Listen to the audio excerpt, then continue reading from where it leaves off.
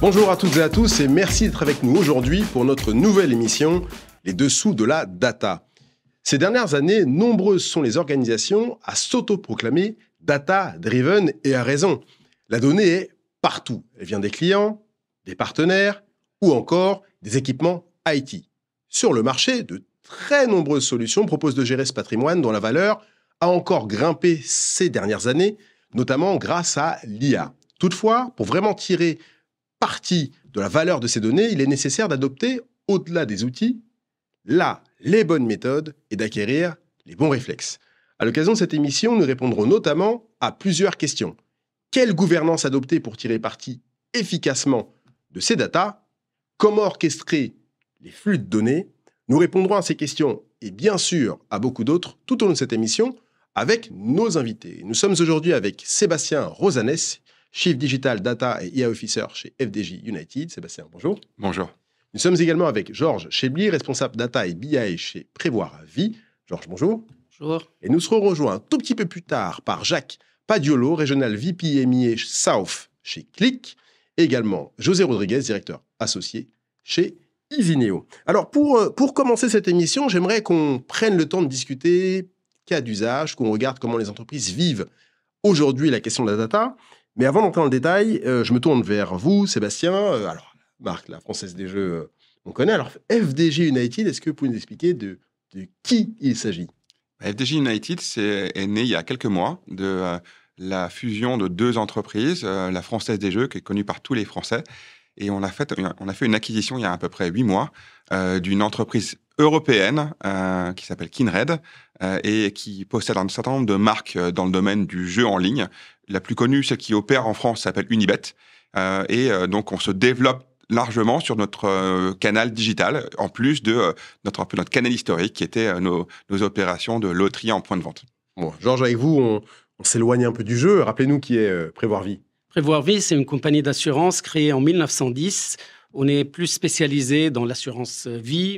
Alors, je le disais rapidement en introduction, c'est vrai que quand on parle de data-driven, ça commence même à être une expression un peu ancienne, parce que les entreprises qui se réclament, en tout cas, de cette vision, de cette approche data-driven, le font depuis un certain nombre d'années. Qu'est-ce que ça signifie pour des groupes comme les vôtres? Je commence par vous, Sébastien. Déjà, être data-driven, c'est de mettre la donnée au cœur des processus de l'entreprise et ne pas seulement se baser sur l'instinct ou juste l'expérience. Ça veut dire derrière être capable de collecter cette donnée, de la structurer et même d'ailleurs de l'exploiter. Et cette exploitation, c'est au service de tous les métiers. Donc, c'est l'exploiter à des fins de personnalisation de l'expérience client et de connaissance du client plus généralement, l'amélioration des processus et ultimement de gagner en efficacité grâce à la data. Et derrière, l'objectif, c'est évidemment d'être plus rentable, plus efficace grâce à cette donnée. Qu'est-ce qui change entre le moment où on parle de data-driven il y a quelques années avec le big data et ainsi de suite? Alors, on a parlé maintenant ces dernières années de data warehouse. Alors, on sait que la donnée, on peut la collecter, on sait qu'on peut la faire parler un peu plus maintenant, la rendre un peu plus digeste, je dirais. Qu'est-ce qui change pour vous dans la manière dont vous adoptiez, dont votre groupe adoptait et gérait la donnée il y a quelques années? Vous n'êtes pas à la FDJ United depuis 150 ans non plus, mais depuis en tout cas votre arrivée de l'histoire du groupe jusqu'à aujourd'hui. Alors, le gros changement, c'est l'arrivée de l'IA. L'IA qui vient, en plus de consommer, initialement, on consommait des données pour pouvoir en produire des dashboards, des analyses un peu chiffrées qui permettraient aux décideurs de prendre des décisions ou aux opérationnels de pouvoir prendre une action au jour le jour. Avec l'IA, on vient finalement entraîner une machine qui est capable de pouvoir traiter ces données à très, très, très gros volume, de pouvoir en faire une synthèse, de pouvoir même faire une recommandation d'action. Et donc, ça va beaucoup plus loin que de simplement présenter ces données sur un beau chart dans une page. Mais c'est d'aller jusqu'à la prise de décision. Et puis, même la prise d'action, c'est ce qui arrive avec cette nouvelle vague qui était d'abord la GenAI et qui maintenant est de l'AIA agentique, qui va jusqu'à prendre de la donnée, jusqu'à prendre une action et aller beaucoup plus loin dans la valeur ajoutée que la donnée peut apporter. Georges, qu'est-ce que ça veut dire être data-driven pour une entreprise comme la vôtre? Nous, c'est une entreprise qui est basée sur, bien sûr, la connaissance du client. Donc, nous, on a commencé à partir de 2004 de travailler sur des data warehouses. Avant, on travaillait sur des infocentres. Donc, l'utilisateur appelait l'informaticien pour lui donner le tableau de bord. En 2004, nous avons mis en place un data warehouse qui permettait de pouvoir donner plus d'autonomie à l'utilisateur. Et bien sûr, donc, ces données sont historisées depuis 2004. On les collecte de plusieurs systèmes. On les structure dans une base unique. Et à partir de là, on distribue cette donnée. Au début, on l'a distribuée via des outils comme Business Object, etc. Et puis maintenant, on est plus sur la data vise et ça fonctionne très bien. Aussi, il faut dire que dans l'assurance, il faudra, donc on a des sujets comme les lois de comportement. On regarde le comportement de nos clients, de nos données depuis plusieurs années, à peu près une trentaine d'années, pour pouvoir prévoir l'avenir. Et pour ajuster nos tarifications et s'adapter aux nouveautés. Juste un mot, Georges, sur un terme que vous avez employé, qui est l'autonomie. Comment est-ce qu'on autonomise? Alors, on en parlera peut-être un peu plus dans la partie technique, en seconde partie de l'émission, mais j'aimerais quand même entendre votre avis sur cette question. Comment est-ce qu'on autonomise les métiers sur des données qui étaient, jusqu'à une épreuve récente, quelque chose d'abord d'immatériel et deuxièmement d'invisible? Généralement, on a plusieurs services qui sont autonomes, notamment le marketing, qui connaissent les données. Donc, au début, et puis aussi les actuaires, eux, ils sont presque des informaticiens. Ils sont rodés à cette question de gestion de la donnée. Donc, au début, donc, il y a quelques années, qu'est-ce qu'ils faisaient? Ils extrayaient les données, ils les mettaient dans des systèmes différents. Par exemple, ils utilisaient Excel ou d'autres pour analyser les données. Et une fois qu'ils ont analysé les données, ils viennent nous dire, voilà, ce tableau de bord ou cette requête, on veut l'automatiser. Et donc, du coup, nous, on met en place de l'automatisation des données. Maintenant, une fois que la donnée est vérifiée, validée par ces différents services, nous, ce qu'on met en place, des dashboards dynamiques. Et voilà, donc on a ces deux aspects. Dans un premier temps, ils ont la possibilité de faire eux-mêmes leurs requêtes sur des univers BO. Et à partir de là, après, une fois que la requête est validée, on passe à la data vise. Bon, ça m'offre une transition idéale pour la suite et ça vous donnera aussi l'occasion de répondre sur cette question-là, Sébastien. Comment est-ce que vous avez construit chacun une vraie culture de la donnée? On sait que c'est important de construire une culture de données parce que ça ne concerne pas que les équipes IT. On a eu à plusieurs occasions l'occasion de parler à la Chief Data Officer d'AXA qui nous expliquait que pour elle, c'était vraiment primordial de faire en sorte que les métiers s'approprient les données et qu'ils soient vraiment en mesure d'en faire un actif, un outil quotidien. Comment est-ce que vous avez réussi à faire ça? Allez, Sébastien. Il y a plusieurs enjeux. Le premier, je vais un peu remonter la chaîne de valeur. Le premier, c'est de savoir trouver cette donnée. Donc, ça veut dire la mettre à un endroit où tout le monde pourra savoir qu'elle est là. Donc, c'est le principe qui a été adopté par la plupart des entreprises de commencer à construire des entrepôts de données, data warehouse ou des data lakes pour des données parfois moins structurées. Et déjà, de pouvoir amasser, collecter et les mettre à disposition, c'est déjà la première étape. Une fois qu'elles sont là, on a besoin d'avoir confiance. On a besoin de pouvoir les consommer, de se dire, la donnée est là, elle est de qualité, elle est utilisable, je vais pas faire une erreur en l'utilisant. Donc, il y a besoin de monter cette confiance en créant ce qu'on appelle les data products, donc des produits donnés qui vont être un peu structurés avec donc ce qu'on appelle des métadonnées qui décrivent ces données. Donc, comme ça, je comprends quelles données j'utilise au jour le jour. Et derrière, de pouvoir aussi les mettre à un différent niveau d'agrégation. Par exemple, je vais avoir des données très granulaires pour faire une analyse très précise, mais je vais aussi avoir des indicateurs de performance que je vais construire au niveau de l'entreprise. D'ailleurs, on va les définir pour toute l'entreprise. C'est ça un produit, c'est que derrière, il est réutilisable. Et une fois qu'on a fait ça, qu'on a mis cette donnée à disposition et qu'on l'a un peu documentée, qu'elle ait de confiance, il y a la façon de la consommer. Et pour la consommer, il faut se former. Donc, il faut se former. Ça veut dire que le métier de data analyst, historiquement, on en a fait un métier dans une équipe data, dans une équipe IT. Et puis, on disait, tiens, j'ai besoin de répondre à cette question et de moi répondre à cette question. L'enjeu aujourd'hui, c'est d'autonomiser, comme tu disais tout à l'heure, les métiers pour qu'ils puissent faire leur analyse eux-mêmes, donc de leur donner les compétences d'analyse, donc en les formant à la data analyst. Et pour moi, ma vision, c'est que le métier de data analyst va disparaître. C'est que derrière, la data analyst, c'est une activité, c'est une tâche qui est réalisée par quelqu'un et qu'il n'y a plus besoin d'avoir quelqu'un qui fait ça à votre place.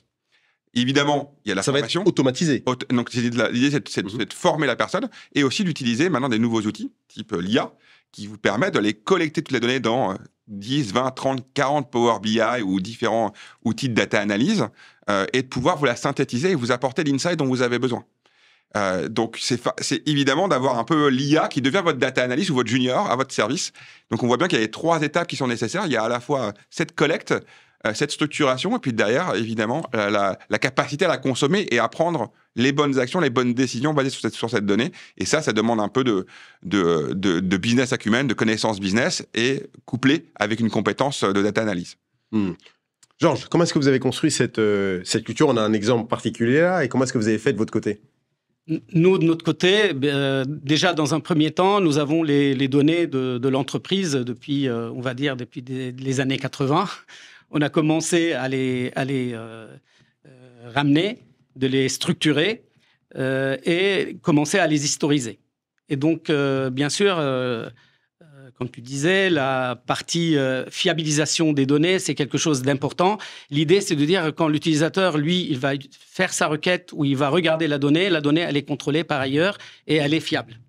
Et donc, aussi, nous avons aussi une contrainte, je dirais, réglementaire, des contraintes réglementaires. Donc, on a des projets réglementaires. Donc, on envoie des données très régulièrement, quasiment tous les mois, voire même plus, pour l'administration fiscale, etc.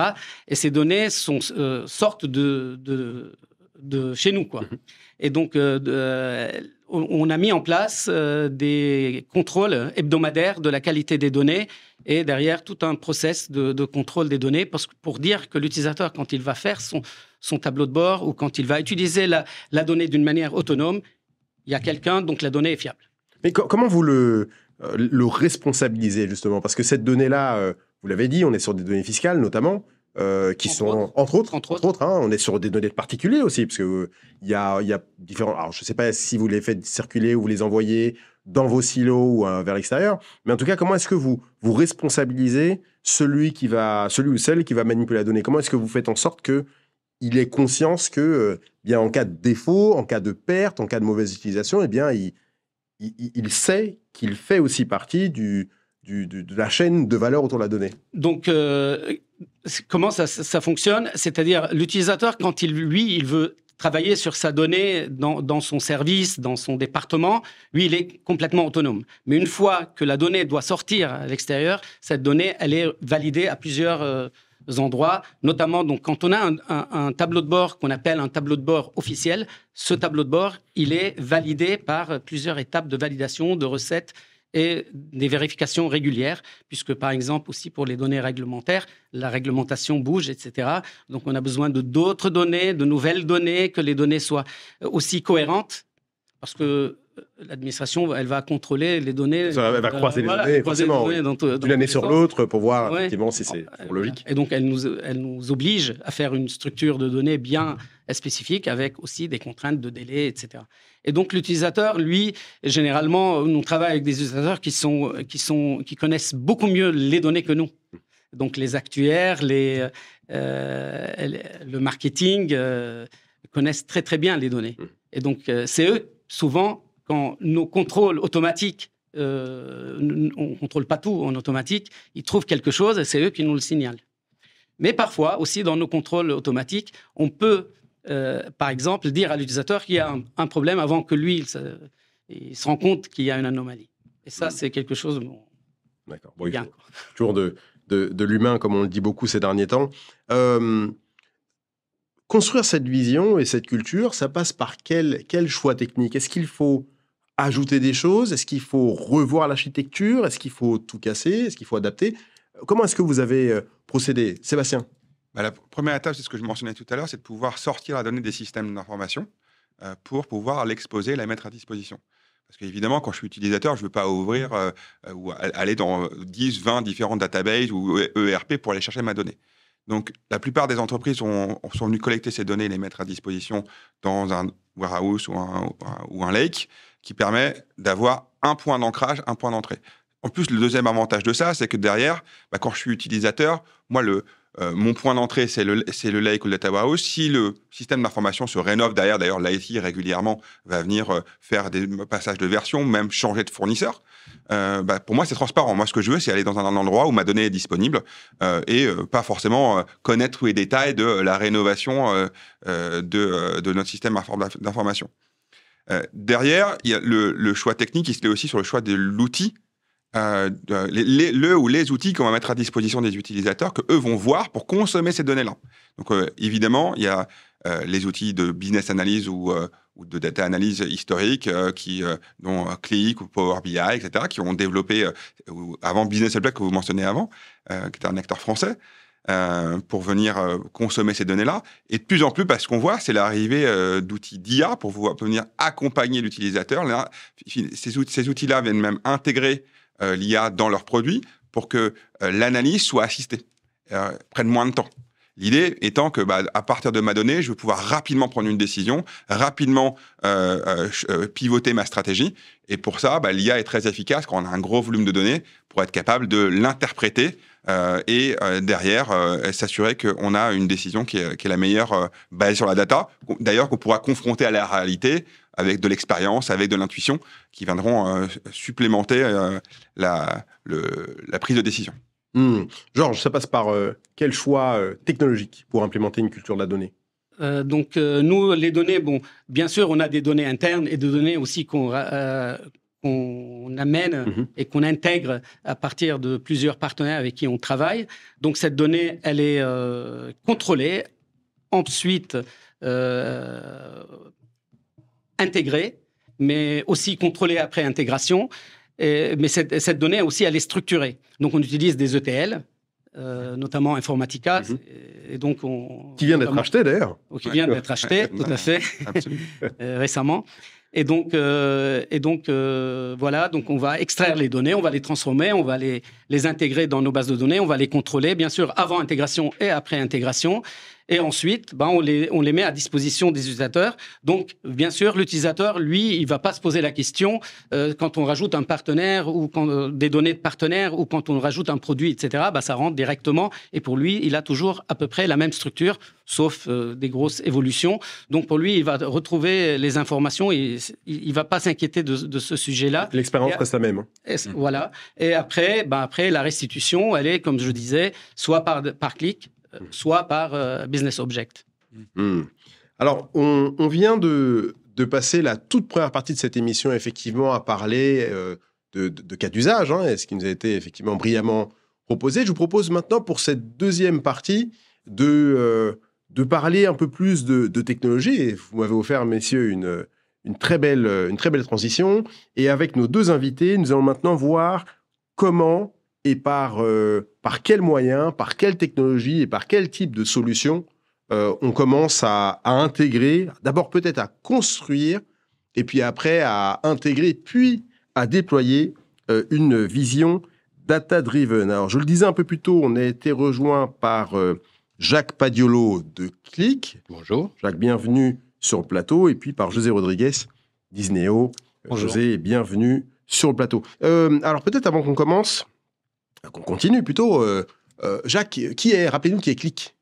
Qlik, c'était une société à l'origine dans la data vis, mais qui a fait un certain nombre d'acquisitions, notamment la société française Talent pour tout ce qui était ingestion, pour permettre à nos clients d'utiliser une plateforme complète dans la connaissance de la data. Et on verra, c'est un élément pour nous important dans la gestion de la maturité, dans l'évolution et la capacité à garder de la vélocité et de la flexibilité pour les entreprises pour accélérer avec ce monde, notamment avec l'intelligence artificielle. José, un mot sur Isneo. Oui, bonjour. Donc Isneo, on est un acteur en fait de la data, c'est-à-dire qu'on accompagne nos clients dans leur stratégie data et dans la mise en œuvre de solutions. L'idée pour nous, c'est de vraiment traiter toute la chaîne. C'est-à-dire Sébastien en parlait des différents segments qui constituent cette chaîne-là, sur l'ingestion, l'intégration de données, la transformation, le stockage, l'utilisation et la gouvernance. Voilà, on veut être sur toute cette chaîne-là avec des solutions qui sont sur l'ensemble du spectre, notamment Qlik. On travaille beaucoup sur les solutions Qlik et Talent. J'aimerais qu'on parle de maturité d'abord avec vous, messieurs. Alors là, on a des bons élèves, entre guillemets, des entreprises qui ont une vision mature depuis plusieurs années, qui ont un historique autour de la donnée, qui génèrent et qui brassent, je dirais, beaucoup de données. Ce n'est pas le cas de tout le monde. Quel est le niveau de maturité aujourd'hui des entreprises en matière de données? Est-ce qu'elles sont toutes aussi avancées qu'elles le disent d'une manière assez régulière. Jacques et puis José. Maturité, c'est un bon concept, assez difficile à matérialiser. D'abord parce que maturité, elle évolue dans le temps. Si je reprends la chaîne de valeur que vous nous avez exposée, aujourd'hui, je considère que la majorité de nos clients sont matures sur l'ingestion de données. Mais au fur et à mesure, on rajoute des concepts, notamment avec l'intelligence artificielle. On voyait l'agent AI, l'agentic AI. Ça évolue réellement. Mais Ça entre va les vite, deux, ça va très vite. et ça va très vite. Et on ne peut pas ne pas l'intégrer. Même si on ne l'a pas encore aujourd'hui en production, on ne peut pas réfléchir à une stratégie pour offrir de la performance et de la maturité à l'entreprise sans IA. Donc pour moi, c'est un concept qui évolue. Donc au fur et à mesure, dans la chaîne de valeur, de nouvelles technologies apparaissent, de nouveaux besoins apparaissent avec les règles. GDPR a été un bon exemple, mais de nombreuses autres sont en cours de réalisation. Et donc, pour moi, la maturité reste bonne. On peut encore augmenter. Je pense que l'intelligence artificielle permettra cette augmentation. Je ne sais pas quand est-ce qu'on arrivera à maturité sur cette intelligence artificielle et sur l'utilisation. Mais aujourd'hui, on voit nos clients y réfléchir pour l'intégrer. La maturité, c'est aussi l'élément, c'est quel est le besoin de l'entreprise. On a beaucoup travaillé chez nous sur notre plateforme. Comment avoir un reverse engineering, ne pas partir de la construction d'abord d'un data lake pour un data lake et ensuite offrir ou essayer d'offrir des services au business. Et comment je réponds aux lignes métiers qui peuvent définir leurs besoins et qui peuvent aller chercher le plus vite possible et presque en autonomie l'ensemble des datas disponibles. Donc, ça nécessite de la gouvernance, ça nécessite beaucoup de qualité de données. Gouvernance, parce que tout le monde ne peut pas accéder à n'importe quelle information au sein du système d'information.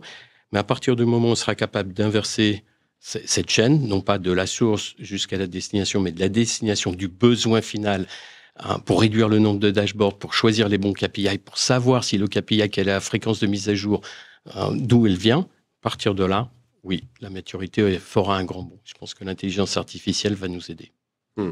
José, sur cette question de la maturité. On se repose la question souvent, c'est-à-dire que il y a 20 ans, on se posait la question de la maturité de nos back-office, c'est-à-dire Sébastien et Georges en parlaient, c'est-à-dire la qualité de la donnée de base, la qualité de mon processus métier. Donc les ERP nous ont aidé à structurer tout ça. Aujourd'hui, tout ça, c'est robuste, c'est stable, on a des données de qualité.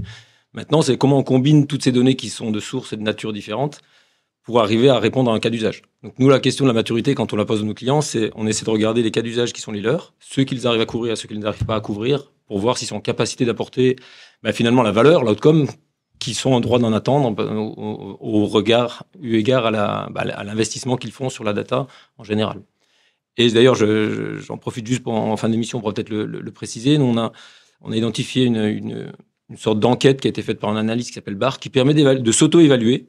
Alors, l'auto-évaluation a ses limites, mais ceci dit, c'est s'auto-évaluer sur sa maturité data comparativement à ses pairs dans son secteur. Donc, je trouve que ça a un certain sens pour pouvoir dire, moi, par rapport à mes pairs, voilà comment je me positionne, où sont mes faiblesses et mes forces. Donc, on pourra partager ce lien, si vous le souhaitez, en fin d'émission. Il faudra vraiment toute fin, comme vous dites, d'émission.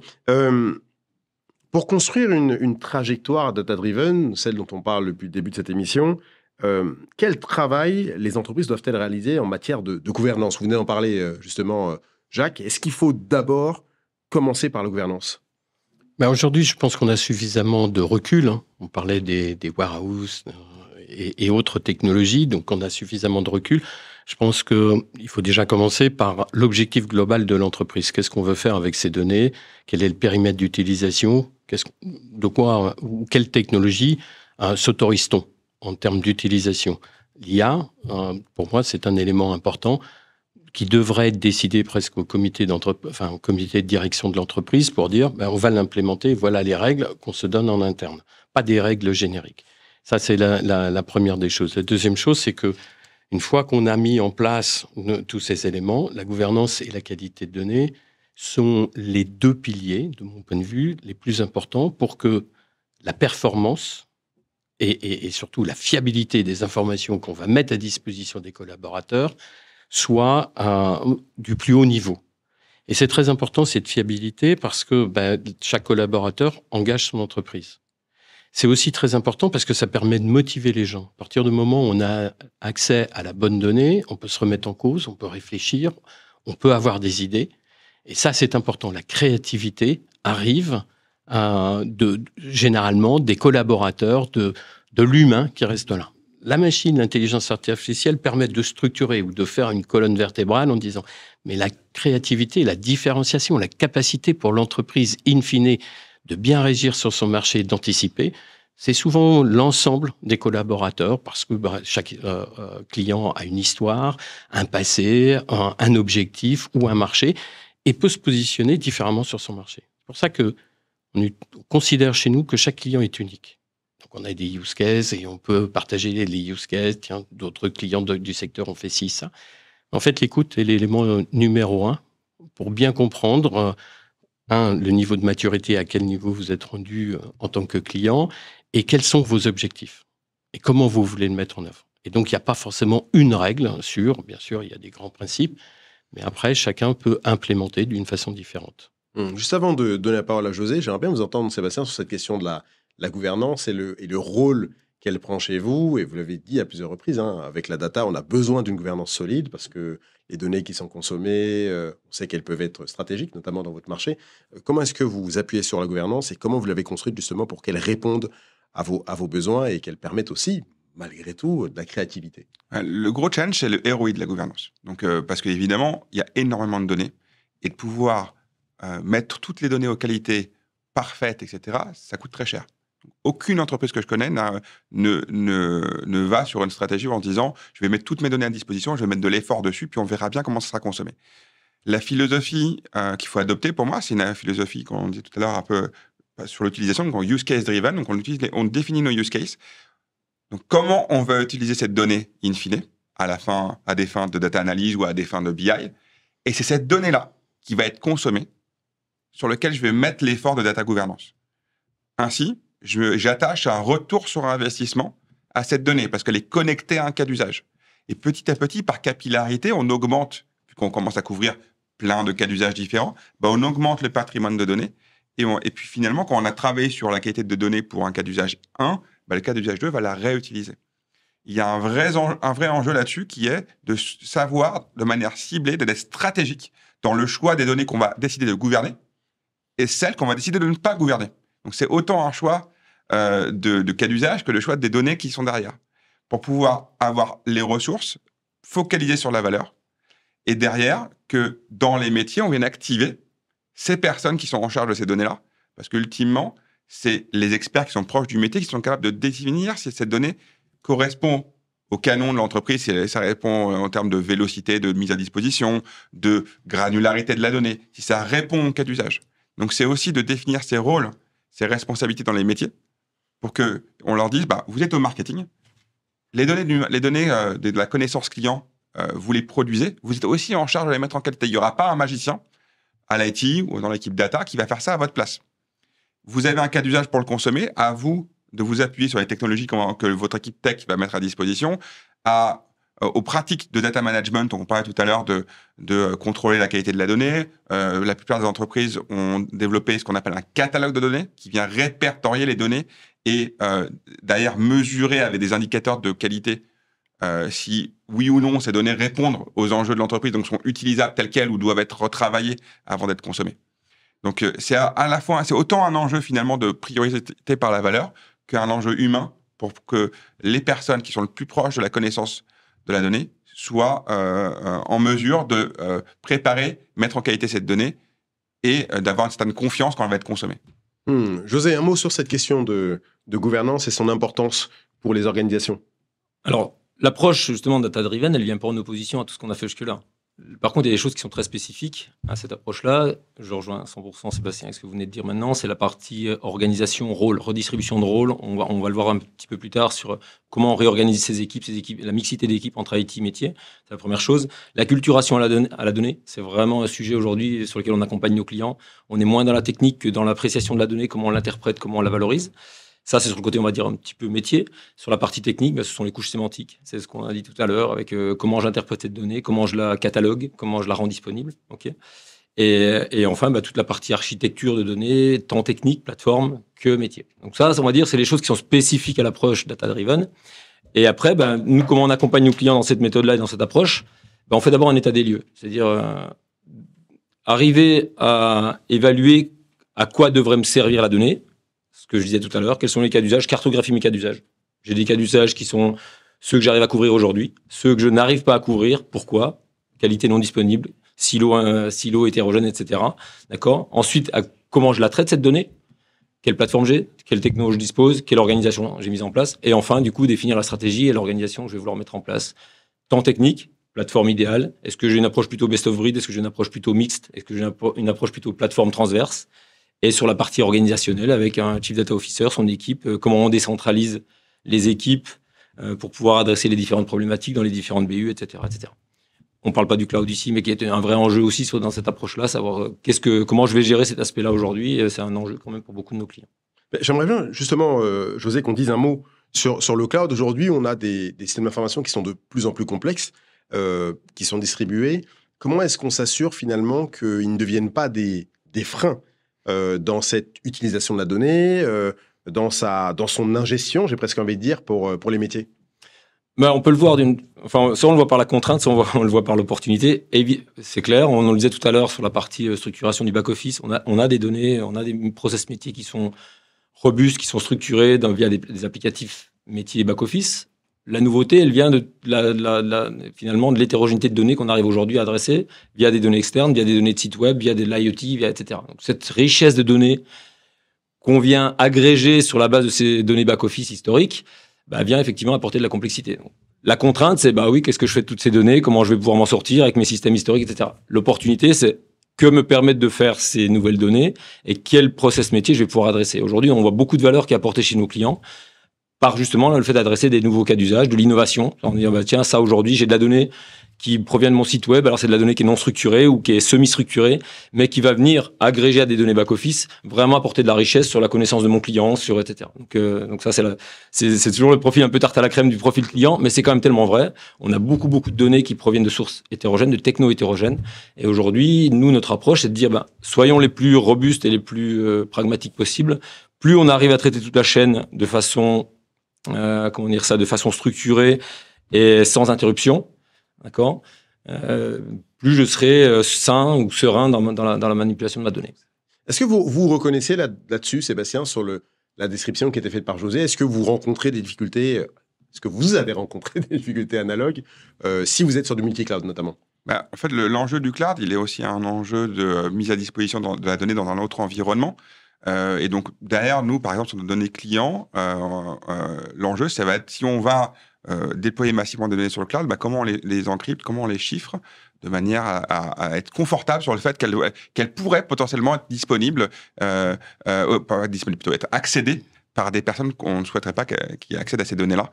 Donc, historiquement, dans mon business, la plupart de ces données-là sont sur nos environnements on-prem avec nos propres serveurs pour pouvoir assurer le niveau de sécurité qu'on souhaite avoir.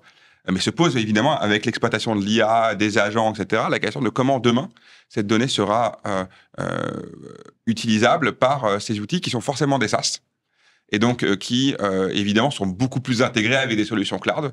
Donc, toutes les entreprises, et en particulier la mienne, se posent la question de comment on trouve l'équilibre. C'est ce qu'on appelle chez nous l'hybridation entre notre environnement on-prem, sur nos serveurs sécurisés, avec les contraintes on s'est imposées. Et d'un autre côté, la flexibilité qu'apporte le cloud, la scalabilité que ça apporte, la connexion avec l'ensemble de l'environnement IA qui est en train d'émerger, qui est une cloud native. Et ça se pose évidemment pour toutes les données un peu sensibles, qui sont d'ailleurs sur le coup des régulations de type GDPR, qui imposent une protection de ces données-là et une utilisation responsable.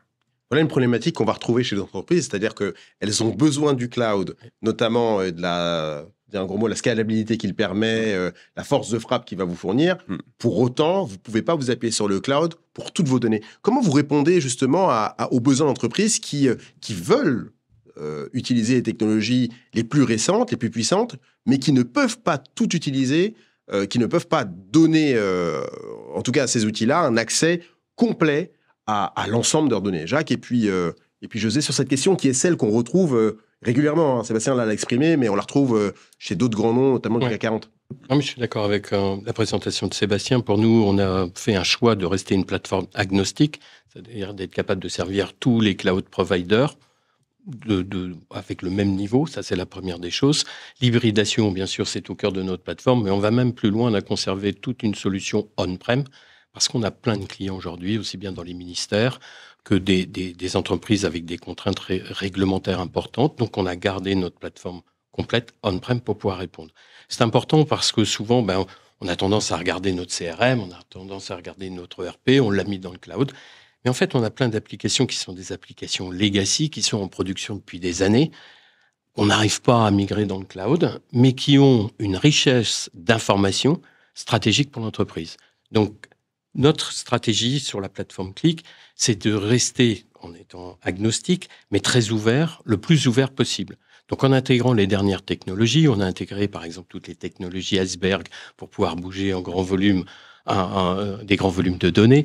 On a gardé la majorité de tous nos connecteurs. On a plus de 400 connecteurs pour aller chercher les informations diverses et variées, aussi bien on-prem, aussi bien dans le cloud, et offrir ce panel pour tous nos clients. On les maintient, c'est dans notre stratégie, dans notre ADN. Et on est capable aussi de pouvoir restituer dans différents environnements, je vous disais, l'ensemble de la plateforme, aussi bien on-prem que dans le cloud. Donc c'est en offrant cette mixité qu'on est capable de répondre à tous les besoins et qu'on est capable de rajouter de la valeur en intégrant des données, et on le voit dans les chaînes logistiques, sur des environnements qui sont très anciens, j'allais dire, mais qui font très bien le service. Aujourd'hui, on a toujours les connecteurs et on est de moins en moins de solutions, il y a de moins en moins de solutions sur le marché capables d'aller chercher ces données. Et c'est une des forces de la plateforme.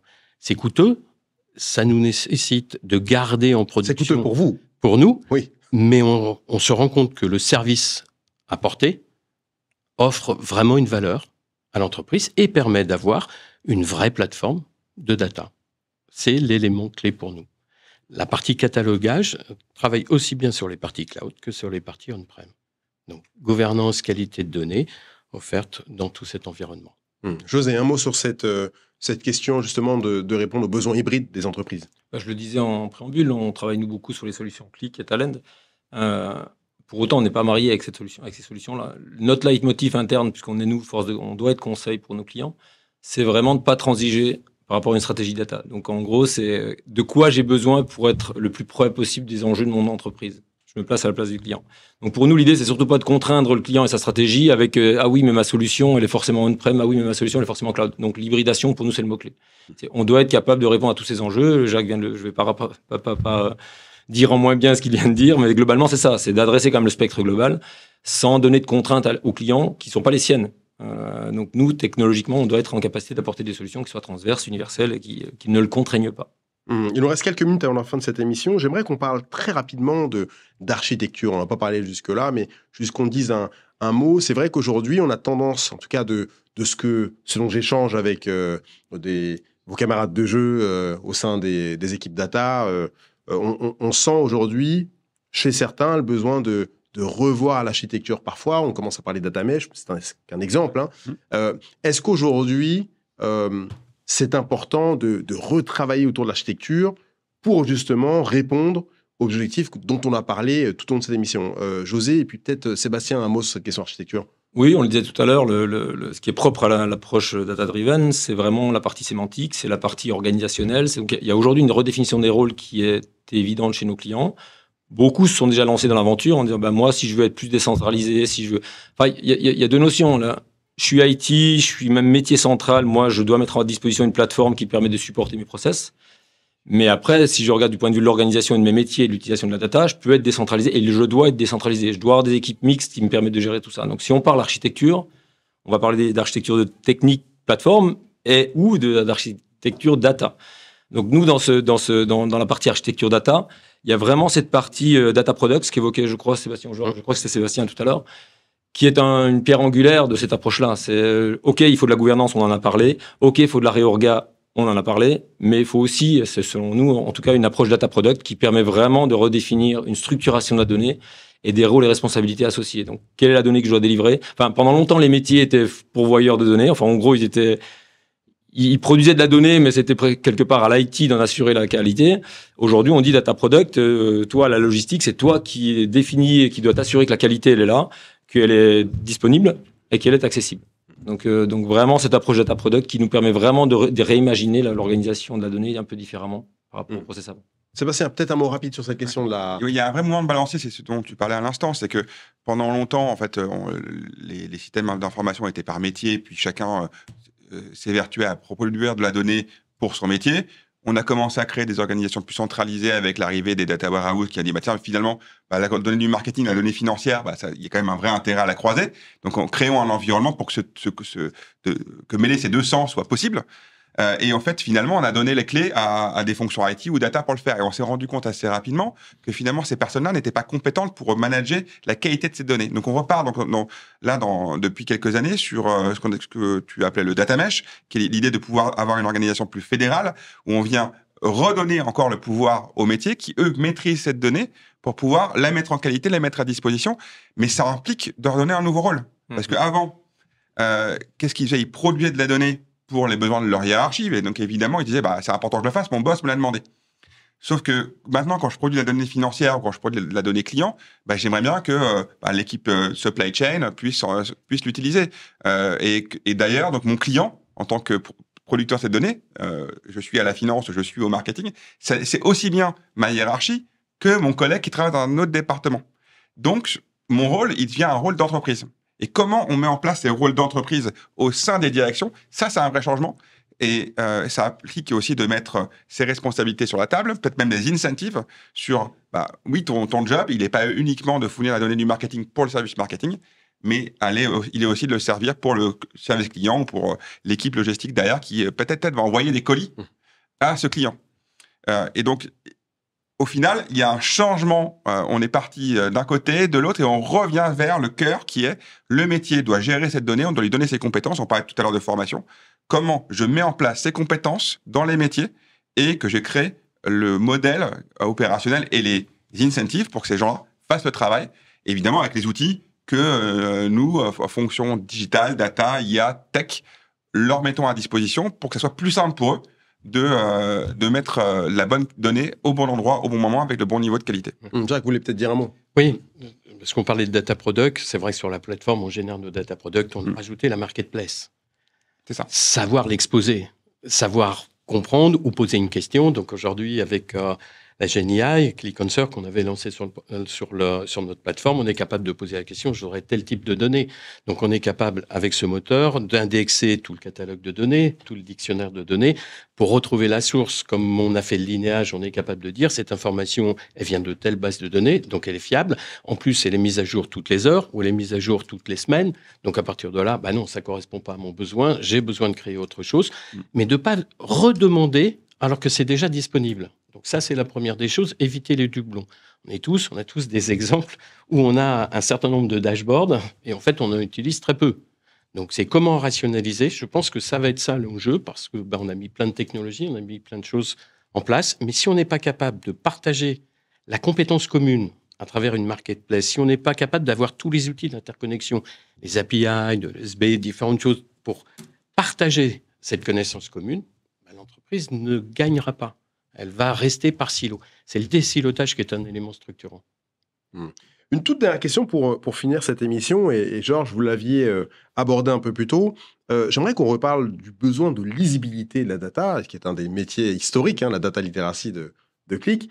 Pourquoi est-ce que c'est encore plus important aujourd'hui de favoriser cette lisibilité de la donnée pour les métiers, et pour qu'ils puissent, ce qu'on a dit tout au long de cette émission, tirer vraiment le meilleur de cette donnée?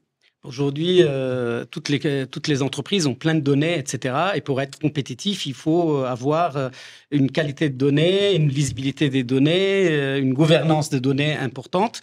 Mais aussi, ce qui était intéressant, ce que je viens d'apprendre aussi, c'est de pouvoir indexer les données, de pouvoir aussi, on a bien sûr énormément de tableaux de bord où la majorité n'est pas utilisé ou peu utilisé ou mal utilisé. Tout ce enjeu-là rentre dans le cadre de cette lisibilité de ces données-là et de pouvoir les rationaliser. Et personne ne peut... Moi, au début, je voyais, mais ça commence à on voit plus beaucoup des listings de 50 000 lignes, etc. Je ne sais pas comment on peut traiter ces données-là. C'est lisible, Voilà. j'imagine, oui. Voilà. Donc la lisibilité, c'est aussi la manière aussi de pouvoir zoomer quand on a besoin et pouvoir revenir à des données agrégées et pouvoir prendre des décisions sur des données fiables. Jacques, très rapidement, un mot sur Ouais. la lisibilité. Avec l'intelligence artificielle et notamment tous les agents qu'on pourra mettre, peut-être que la data vise d'aujourd'hui n'existera plus. J'aurais juste à poser la question, est-ce que tu peux me faire un rapport ou un dashboard sur l'évolution de ma marge sur les 3 dernières années, sur tel segment? Et ça se générera automatiquement. Donc c'est pour ça qu'on redécoupe. Il y a l'exploration de données, et on a la chance d'avoir une belle base cubique native dans notre moteur, qu'on réintègre autour de tout ce qui est préparation de données, de tout ce qui est qualité de données, et la vise. Et la vise, je pense, va bien évoluer dans les années à venir. Je ne sais pas encore demain, mais demain, on pourrait imaginer n'avoir que le prompteur Google et de demander ce que je veux. Et avoir, et après vérifier. En utilisant Click Answer, on le fait déjà aujourd'hui. D'où vient, quelle est la définition de grosse margine, quelle est la définition de cet élément, etc. Je m'arrête là, parce qu'autrement... Pour ça, il faudrait une autre émission. Voilà. On aura l'occasion d'en discuter. Sébastien, vous avez parlé beaucoup d'agents. Ouais. Et comme on n'a pas 8 heures pour l'émission, on va se garder ça un tout petit peu sous le coude pour la prochaine émission. Merci beaucoup, parce que malheureusement, même pour les bonnes choses, il faut une fin. Merci beaucoup d'avoir été avec nous aujourd'hui. Je vous dis à bientôt pour une prochaine émission sur la data. Bonne journée.